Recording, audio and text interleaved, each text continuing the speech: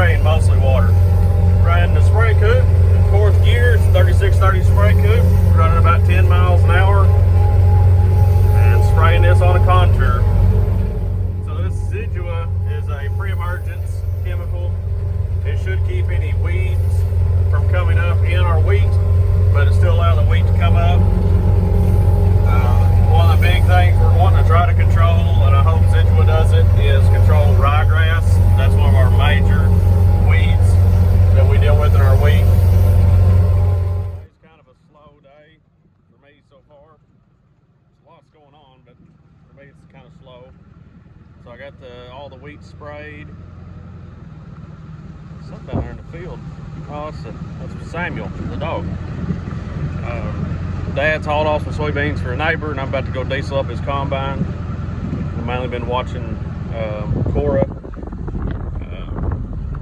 His pate is sick. I guess I haven't mentioned it yet, but Dr. Gander and the baby both have COVID.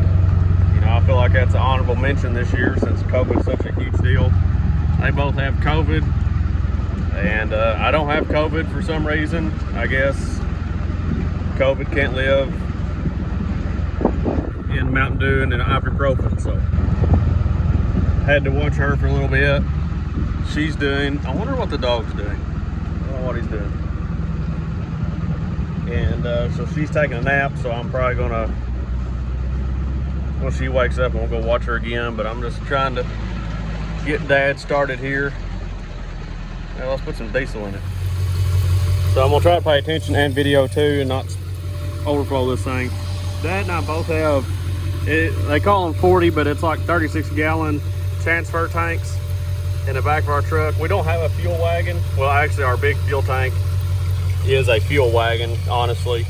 But we don't pull a fuel wagon anywhere because we don't farm very far from the house.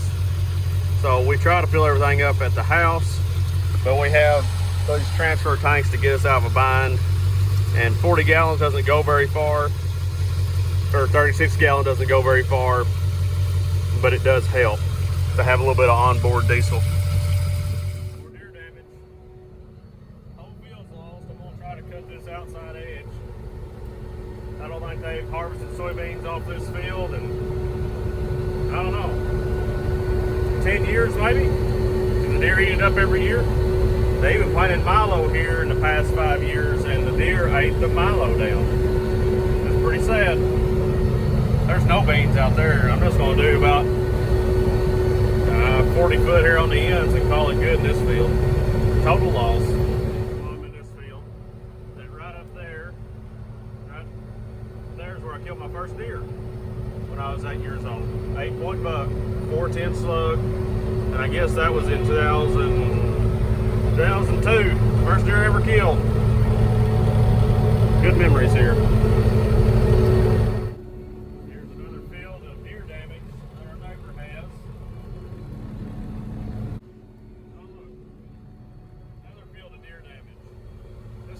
As I go around this field, there's 3 deer stands in this field.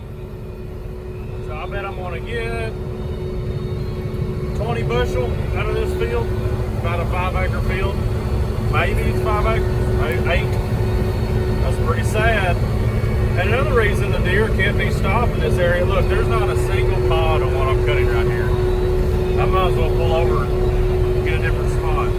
The deer do not stay in these soybean fields when it's hunting season. The second week of August, the deer move to the timber and they don't come back. So how do you hunt them in these fields? Well, you just accidentally catch them when they're rutting, or in very late season when they're trying to scrounge for any soybeans that may be left. But, I mean, I can tell you right here, I'm not picking up anything. See all that right there? 100% deer damage, and I can tell you that's been replanted. I don't think I'm going to get 15 bushel out of this field. There's nothing here except cuckleburs. You can count the beans that are falling into the grain tank. Maybe I can snatch up a few beans over here. Now this farmer's been in the deer management program with Arkansas Game and Fish for 5 years at least, and They spread manure 2 rounds around the field when the soybeans just got big enough for the deer to eat. Didn't help a whole lot.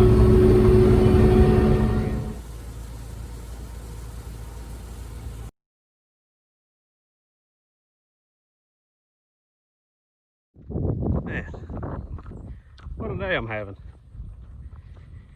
So I completely ruined that tire on the combine. I'm currently trying to get a hold of a Tony the Tire Man at Farm Service Walt Ridge. Buddy Austin's hooked me up with his number. Hopefully he gets a hold of me. That way I can get that combine out of the field, because it's in the farthest field from the road, of course. And I'm currently walking back to my house to check on my girls that are sick. I didn't get my truck. Oh look, I just got a text from Justin, who is Austin's friend. Justin has Tony the Tire Man's number. Let me call him. Talk to Tony the Tire Man. And he lives 40 miles away from the store. So he's gonna have to drive to the store. I guess they're technically open, but not open, I don't know. And he's gonna look and see if he has the tire. Then I'll have to drive the 35 miles to Walnut Ridge, approximately, I don't know. Maybe it's 35 miles. Pick up the tire with a tube and put that back on. So, yeah, and Dad just called. He's going to have to quit cutting because he has to go haul off a load of soybeans for another friend of ours, another neighbor. Oh, add to the list of things that's been crappy today. So, sprayed this morning. First thing, I was going to fill up my foam markers and I used a ladder. I was like, well, I'll lower my boom down. So I lower my boom down and I go back there and I dead centered the ladder. Haven't told anybody that, so don't say anything. I fixed it with a hammer, but I'm talking root wadded a aluminum ladder. Then I opened up a jug of chemical. I knew I had an open jug, but we couldn't find an open jug yesterday. So they brought us another jug of Zidua, and I think that Zidua for 2.5 gallons was $1,600. So could have saved us $1,600 if I would have just found that jug yesterday. Of course, I found it today after I poured the Zidua in there, and so we wouldn't have had that chemical on inventory. But anyway, oh, so I just walked like 1.5 miles back to the house because no one could give me a ride because I'm quarantined until the 28th of November. So I come back to the house to check on my girls. Sweet setup. Must be lightweight if that thing can pull it. I don't even know what that is. Is that a truck? I'm always telling y'all stuff that I use, the stuff I like, the gear I like. Let me show you the journal that I use every day to write down stuff. It's like the most effective way to keep up with anything. Here it is. Boom. The cool thing is it's only 1 page, so like it's easy to find. And if you run out of room, you always carry 2 of them over here. See, blank slate. But this one, it's hard to read on this one for me. Sam, what are you doing? You want to ride? Huh? You want to ride? Get in. I just got rejected by my own dog. No, yes, I know we're supposed to come in the pasture side. Come on. Get your honey in here.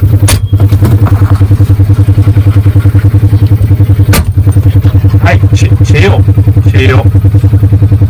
He likes guns. He really does. I'm gonna play a cool trick for y'all where I've robbed from Peter to pay Paul there and take a tire off a small tractor to get us going on that combine, but that was not the case.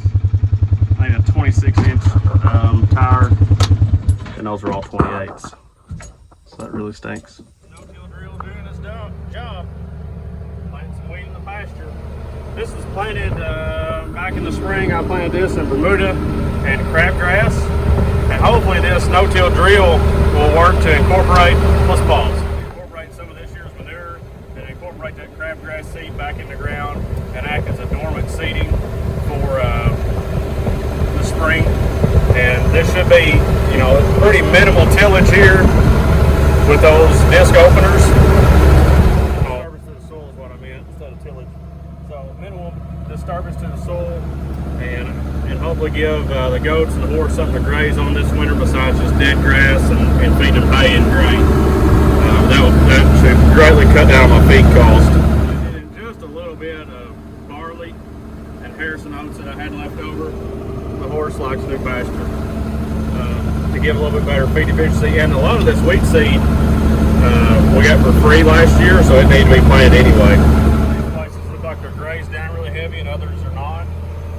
Or well, it might appear to you that it didn't grow there. That's not the case. This was all about kneecap high, but livestock are not grazed effectively. They'll trample it over and pass by good grass and go eat other grass. So it's best to do pasture rotation. That's what I do here. So this is only 1/8 of an acre, which makes it really hard to get this tractor and wide grain drill in here. But it's already got a roller closing wheel scoop. Kind of knew I had that.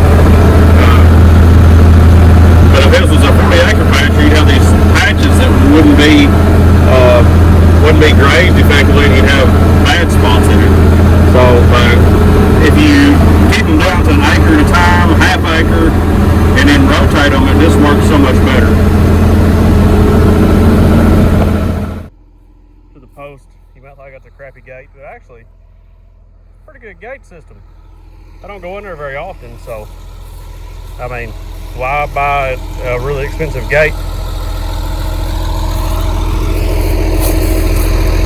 Kapuff. Spread your seed.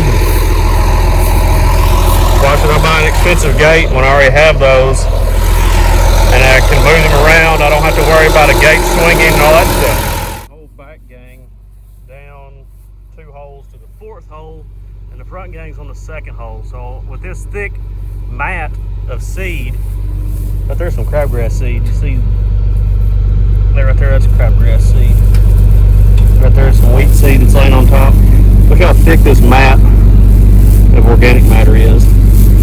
So we're poking a deep hole down in there, but really not any seeds getting there. It's laying on top of this thick mat like that. So this isn't the same. With this pasture, it's almost, there's a bucket. Sorry, squirrel. Go ahead and hit that. With this pasture, it's pretty thick all the way across. With that other pasture, I should have checked my depth, but it looked like it was fine. I should have checked a little closer because it wasn't as thick of a mat because the horse grazed more of it down. So what I'm doing here, front gang is running shallow, back gang is running deep, and that'll put in, when I get to thin spots of organic mat, at least half of them should come up. When I come to thick spots, at least half of them should come up. So kind of betting both ways there. Maybe it'll work. There's quite a bit of organic material to deal with. Probably should have burned it off. But I'm thinking about bringing some calves in on this if my trade deal works out, and they can eat this dead grass. Maybe. Hopefully. I'm just a bet.